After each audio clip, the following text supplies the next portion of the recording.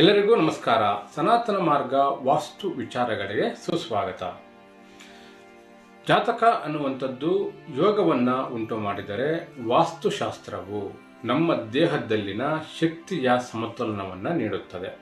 ವಾಸ್ತು ಪ್ರಕಾರದಲ್ಲಿ 8 ದಿಕ್ಕುಗಳನ್ನು ಗುರುತಿಸಲಾಗಿದೆ. ಉತ್ತರ 0 ಡಿಗ್ರಿ, ಈಶಾನ್ಯ 45 ಡಿಗ್ರಿ, ಪೂರ್ವ 90 ಡಿಗ್ರಿ, ಆಗ್ನೇಯ 135 ಡಿಗ್ರಿ, ದಕ್ಷಿಣ 180 ಡಿಗ್ರಿ, ನೈಋತ್ಯ 225 ಡಿಗ್ರಿ, ಪಶ್ಚಿಮ 270 ಡಿಗ್ರಿ, ವಾಯುವ್ಯ 315 ಡಿಗ್ರಿ. ಈ ರೀತಿ 8 ದಿಕ್ಕುಗಳನ್ನು ಗುರುತಿಸಲಾಗಿದೆ. ಇದರ ಜೊತೆಯಲ್ಲಿ ಮಧ್ಯಭಾಗದಲ್ಲಿ ಬರುವಂತ ಬ್ರಹ್ಮಸ್ಥಾನ ಮತ್ತು ಆಕಾಶ ಸೇರಿದಂತೆ ಒಟ್ಟಾರೆಯಾಗಿ 10 ದಿಕ್ಕುಗಳನ್ನು ಗುರುತಿಸಲಾಗಿದೆ. ಈ 10 ದಿಕ್ಕುಗಳಲ್ಲಿ 5 ದಿಕ್ಕುಗಳಾದ ಈಶಾನ್ಯ, ಆಗ್ನೇಯ, ನೈಋತ್ಯ, ವಾಯುವ್ಯ ಮತ್ತೆ ಆಕಾಶ, ಈ ದಿಕ್ಕುಗಳು ಪಂಚಭೂತಗಳೆಂದು ಕರೆಯುವಂತಹ ಲೌಕಿಕ ಶಕ್ತಿಯನ್ನು ಪ್ರತಿನಿಧಿಸುತ್ತದೆ. ಒಂದು ಮನೆಯಲ್ಲಿ ವಾಸ ಮಾಡಬೇಕಾದ್ರೆ ಆ ಪಂಚಭೂತಗಳ ಆ ಶಕ್ತಿಯನ್ನ ಯಾವ ರೀತಿ ಸಮತೋಲನ ಪಡಿಸಿಕೊಳ್ಳಬೇಕು ಅನ್ನೋದನ್ನ ಈ ಒಂದು ವಾಸ್ತುಶಾಸ್ತ್ರ ತೋರಿಸುತ್ತದೆ. ಉಳಿದ 5 ದಿಕ್ಕುಗಳಾದ ಉತ್ತರ ದಿಕ್ಕು, ಪೂರ್ವ ದಿಕ್ಕು, ದಕ್ಷಿಣ ದಿಕ್ಕು, ಪಶ್ಚಿಮ ದಿಕ್ಕು ಮತ್ತೆ ಬ್ರಹ್ಮಸ್ಥಾನ, ಇವು ಅಲೌಕಿಕ ಶಕ್ತಿಯನ್ನ ಪ್ರತಿನಿಧಿಸುತ್ತದೆ. ಒಟ್ಟಾರೆಯಾಗಿ ದಶ ದಿಕ್ಕುಗಳಿಂದ ದಶ ಶಕ್ತಿಗಳನ್ನ ಸಮತೋಲನಗೊಳಿಸುವುದೇ ಈ ವಾಸ್ತುವಿನ ಮೂಲ ಉದ್ದೇಶವಾಗಿದೆ.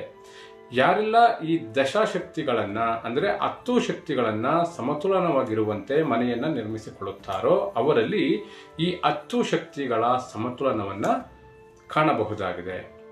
ವಾಸ್ತು ಎನ್ನುವಂಥದ್ದು ಸಂಪೂರ್ಣವಾಗಿ ಶಕ್ತಿಯನ್ನ ಸಮತೋಲನಗೊಳಿಸುವ ಶಾಸ್ತ್ರವಾಗಿದೆ. ದಿಕ್ಕುಗಳು ಸೂಚಿಸುವಂತಹ ದಿಕ್ಸೂಚಿಯ ಪ್ರಕಾರ ದಿಕ್ಕುಗಳು ಸೂಚಿಸುವಂತಹ ಶಕ್ತಿಗಳಿಗೆ ಅನುಸಾರವಾಗಿ ಆ ವಲಯದಲ್ಲಿ ಆ ಚಟುವಟಿಕೆಯನ್ನ ಮನೆಯಲ್ಲಿ ಅಳವಡಿಸಿಕೊಳ್ಳುವುದರಿಂದ ವಾಸ್ತುವಿನಲ್ಲಿ ಶಕ್ತಿಯ ಸಮತೋಲನ ಪಡಿಸಲು ಸಾಧ್ಯವಾಗುತ್ತದೆ. ಈ ಶಕ್ತಿಗಳೇ, ಈ ಸಮತೋಲನ ಮಾಡಿಕೊಳ್ಳುವಂತಹ ಈ ಪ್ರಕೃತಿ ಶಕ್ತಿಗಳೇ ನಮ್ಮ ದೇಹದಲ್ಲಿ ದೈಹಿಕವಾಗಿ ಮತ್ತು ಮಾನಸಿಕವಾಗಿ ಆಧ್ಯಾತ್ಮಿಕವಾಗಿ ವ್ಯತ್ಯಾಸಗಳನ್ನು ಉಂಟು ಮಾಡುತ್ತವೆ. ಈ ವ್ಯತ್ಯಾಸವೇ ನಮ್ಮ ಜೀವನದಲ್ಲಿ ಮಾನಸಿಕವಾಗಿ ಮತ್ತು ದೈಹಿಕವಾಗಿ ಆ ಆರೋಗ್ಯದಲ್ಲಿ ವ್ಯತ್ಯಾಸವನ್ನು ಉಂಟು ಮಾಡುತ್ತಿರುತ್ತದೆ. ಈ ವ್ಯತ್ಯಾಸಗಳಿಂದ ಜೀವನದಲ್ಲಿ ಅನೇಕ ರೀತಿಯ ದೈಹಿಕ ಮತ್ತು ಮಾನಸಿಕವಾದ ಸಮಸ್ಯೆಗಳನ್ನು ಎದುರಿಸುತ್ತಿರುತ್ತೇವೆ.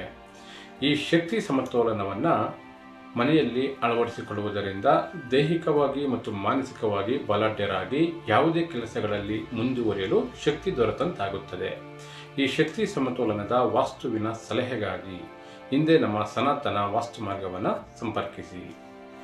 ನಮಸ್ಕಾರ.